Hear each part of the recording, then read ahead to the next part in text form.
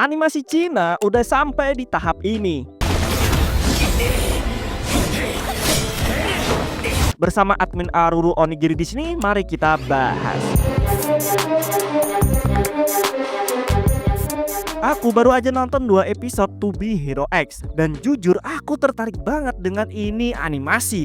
Sebenarnya udah lama banget terakhir kali aku nonton animasi Cina atau Donghua, karena Donghua ini sering banget muncul di berandaku. Jadi aku cobalah untuk nonton, cicip-cicip sedikit ya kan. Ini Donghua menceritakan dunia yang dimana semua orang bisa menjadi pahlawan, asalkan mereka memiliki popularitas dan kepercayaan masyarakat. Mereka yang awalnya manusia biasa bisa memiliki kekuatan dan menjadi pahlawan. Kalau ada pahlawan, pasti ada villainnya. Villain di dunia ini mendapat kekuatannya dari ketakutan. Jadi konsep kekuatannya itu berdasarkan kepercayaan dan ketakutan. Premisnya ini menarik. Karena apa? Karena kepercayaan itu bisa dibuat-buat, padahal kenyataannya tidak seperti itu. Ya seperti pencitraan lah. Di awal-awal episode pertama aku sempat merasa aneh dengan si Lingli. Kenapa dia bisa cepat banget beradaptasi dan bisa bertarung dengan mumpuni? Padahal sebelumnya dia bukanlah petarung. Tapi seiring berjalannya episode, aku akhirnya bisa memahami lah. Pandangan dan kepercayaan masyarakat sangat berpengaruh. Bukan cuma memberikan kekuatan, tapi juga mampu mengubah dirinya sendiri sesuai dengan apa yang dipercaya masyarakat. Bisa kita lihat dari wajahnya Lingli yang sebenarnya memang udah mirip dengan Nice, namun di bagian warna mata berbeda dengan Nice yang asli. Ketika Lingli udah dipercaya sebagai Nice oleh masyarakat, tubuh fisiknya juga mengalami perubahan sesuai pandangan masyarakat terhadap sosok Nice. Bukan cuma tubuh fisiknya, kemampuan bertarung Lingli juga meningkat hampir setara dengan Nice. Itulah kenapa sebelumnya Lingli udah berlatih selama 1 minggu agar bisa memerankan Nice. Ingat ya, memerankan Nice atau berakting sebagai Nice. Walaupun gak mungkin bisa menjadi Nice dalam 1 minggu, tapi itu udah cukup untuk menipu masyarakat dengan membuat mereka percaya kalau Lingli adalah Nice. Karena inilah aku sebut sebagai pencitraan. Orang-orang bisa membentuk popularitas dan mendapat kepercayaan masyarakat sekalipun dengan kebohongan. Mereka masih bisa mendapatkan kekuatan dan menjadi pahlawan.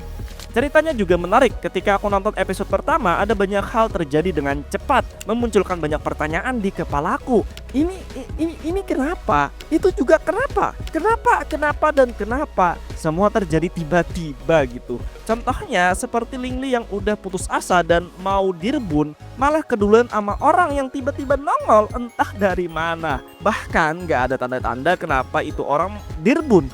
Orang yang ku maksud itu adalah Nice, superhero yang lagi naik daun. Dia muncul dan langsung loncat sambil memperagakan gaya khasnya pada Lingli. Seakan-akan Nice mengatakan kepada Lingli, aku duluan terjun. Ya begitulah.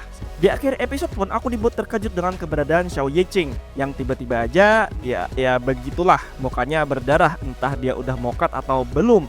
Ya bisa dibilang episode pertama dibawakan dengan sangat menarik dan ditutup dengan rasa penasaran. Mari kita masuk ke pembahasan yang paling menarik dari Donghua ini, yaitu animasinya. Aku sangat kagum bagaimana mereka menggabungkan animasi 2 dimensi dalam 3 dimensi. Ingat ya, 2 dimensi dalam 3 dimensi. Biasanya kan 2 dimensi diselipin 3 dimensi. Ini kebalikannya. Dan beberapa scene transisi dari 3 dimensi ke 2 dimensinya itu mulus banget.